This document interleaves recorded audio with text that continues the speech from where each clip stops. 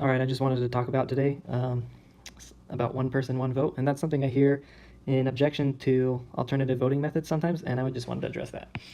So this comes from a Supreme Court decision, and the case was Reynolds versus Sims, and the situation was there was a problem with districting in the state of Alabama where essentially the populations were unequal. So let's say there was one district with one person in it, and the other district had about 40 times the amount of people in it. And what happened is each district was just getting one seat for the House. So you have one House member there and one House member there.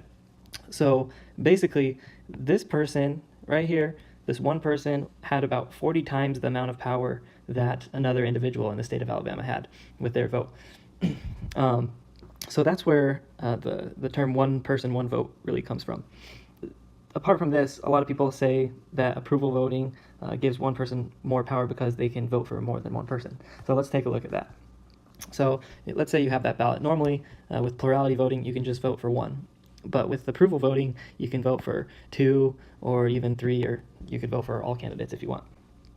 But the most important thing is that approval voting doesn't give one person more power than another person because they have the same ballot, they have the same choices. And if you notice, if someone votes like this, they're not really changing the outcome of an election. So let's look at it on a graph to make more sense of that. So let's say you have two candidates here, candidate pink and candidate green, and they're going head to head. So if someone votes for one of them, then they're going to get one vote, and then if someone votes for another one, they're going to get one vote. But if I vote for both of them, then it's going to end up equal. So it gets a little more confusing, and I can understand why people get confused if you add a third candidate. So let's look, if there's two similar candidates, we have two pink candidates and one green candidate. And let's say that voters are pretty much split equal, team green and team pink.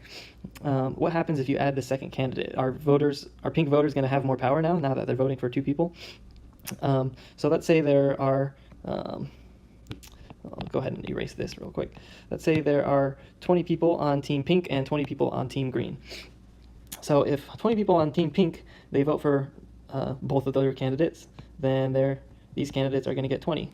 And then if there's 20 people on team green, then they're going to get 20 as well. And then let's say all it takes is one more person on team green here, and then they'll win the election. So approval voting and other alternative voting methods that I proposed out there, they do not violate one person, one vote. And in fact, the original phrase one person, one vote had nothing to do with alternative voting methods. It was about the districting.